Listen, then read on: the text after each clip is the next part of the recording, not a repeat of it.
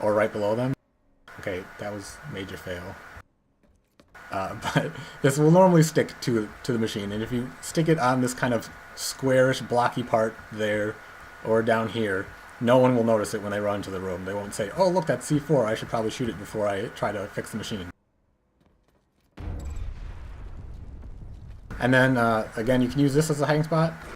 You can also get up there for hiding.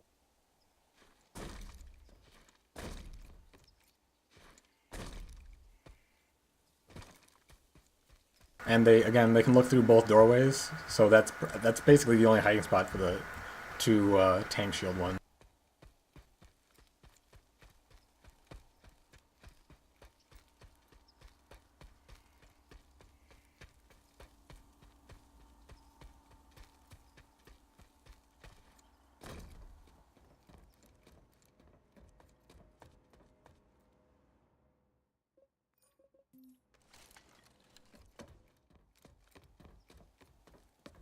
For this one's the one that has 3 doors, and so you can try to lock it down from the inside, but it's just not a good idea. If you're going to try and lock it down from the inside, I suggest putting a turret here and looking out this door, having a person crouch down behind one of these things, looking out this direction, and then this third person has to just float in this area, checking both the door and the window.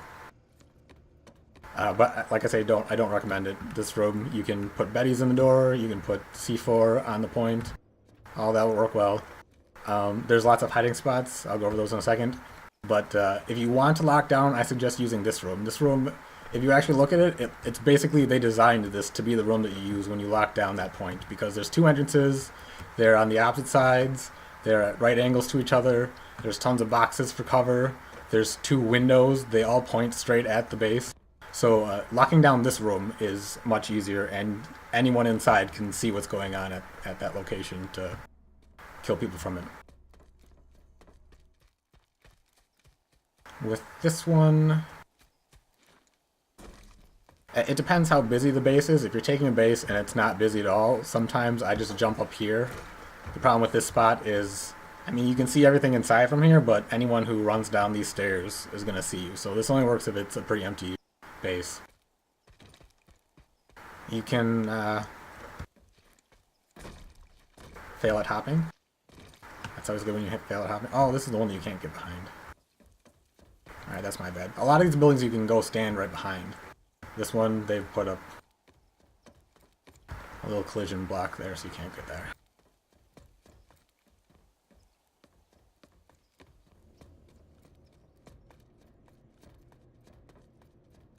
So this is actually a pretty good spot. It seems kind of out in the open, except most people when they run by this, you can't even really tell that there's enough room back there to put a person.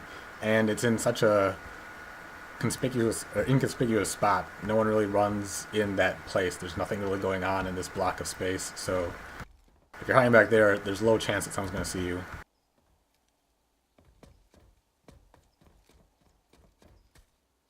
And where is the other one?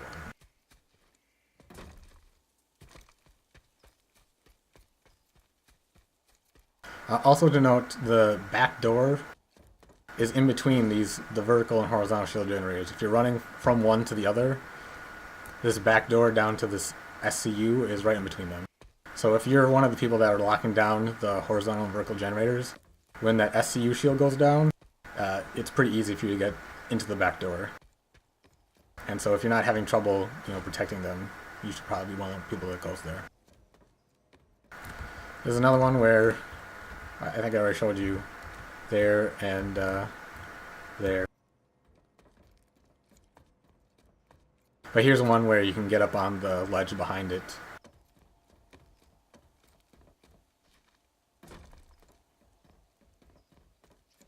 If you want to camp the outside, you can hide back here. And another place that I frequently hide is behind this machinery here. Again, if you have a C4 on there or you have a Betty or something like that, you can see what's going on with the base by looking through at this icon. And basically no one will ever see you here when you hear or see someone sneak into the base. You can run here, throw a grenade in, charge in after them, kill anything that's left. I would put the Betty here then, because you can't watch this entrance when you're hiding on this side of the building. So that covers all of those generators.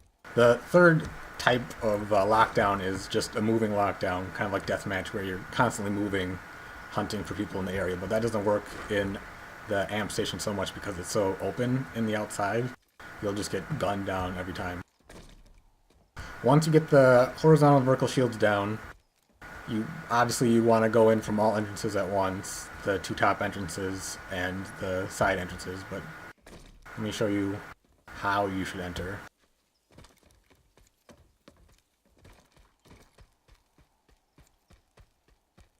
What you don't want to do is enter here. Oh, sorry, I was on the other side. You do want to enter here. You don't want to enter from over here. You'll just be out in the open. You'll have no way of defending yourself. It won't work out so well. You want to enter on the sides that are right next to the stairs. And when you enter, you want to throw your grenades up into this cap. Onto the point A. If you drop down from the top at the vehicle spawner, then you as well take a little side angle here, throw your grenades onto point A, and then, run up the stairs. Do your little clean sweep thing. The reason you want to throw your grenades here is this is the best point to defend from, this general area, because all of the entrances to the base have to come through here. This is a standard choke point. So the only place you don't want the defenders to be is right in this area. And if you throw the grenades, you can clear it out pretty quickly. And then you want to ignore the A point and come up here and destroy this thing. And once this thing is destroyed, then the people that are guarding the horizontal and vertical generators can sneak in the back way to destroy the SCU down here. In the SCU room, you want to... There's lots of little nooks and crannies, like beside the stairs. It's a good place if you're defending. It's a good place to hide, and if you're attacking, it's a good place to check to make sure no one's hiding there. And the same thing with this back entrance. Normally, when I come through this back way, I jump over the railing down to check one side to make sure that no one was camping there. And usually, by the time you've cleared this room and set this thing off, you're pretty much good to go. You probably don't have to defend anymore. You can go back up to point A and just wait for the cap to end. If you are defending, both defending and offending, you want to have people guarding the horizontal and vertical generators. Those are the most important points of the amp station, because it only takes one to be up to block off this whole internal area. Which means if you're defending, all you need to do is get one of them up, and you get these screens back. And if you're on offense, you have to make sure they're both locked down to make sure that the defenders don't, get one of them back.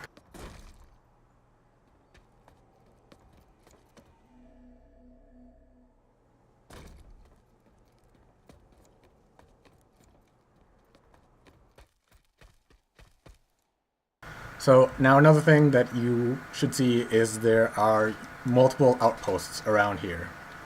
There are the little arrows with the huts over the top of them, I guess you can call them.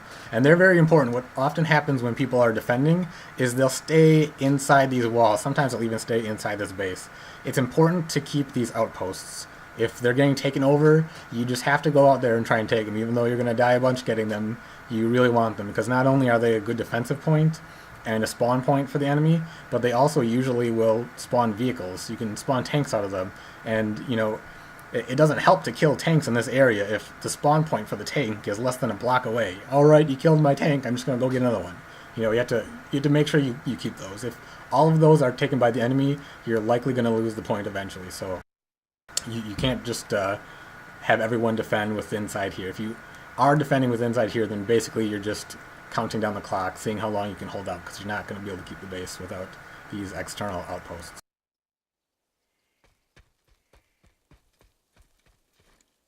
There's one more thing I wanted to go over.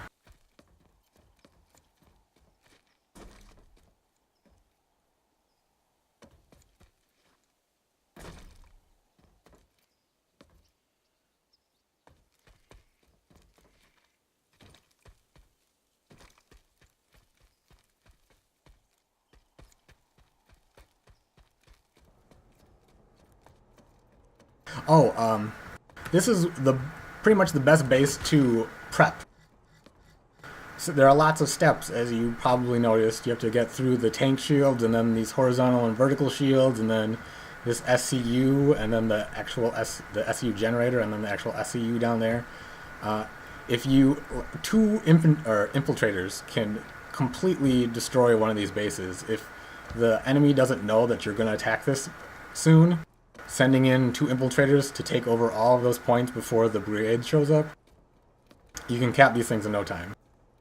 So you want to watch that as well.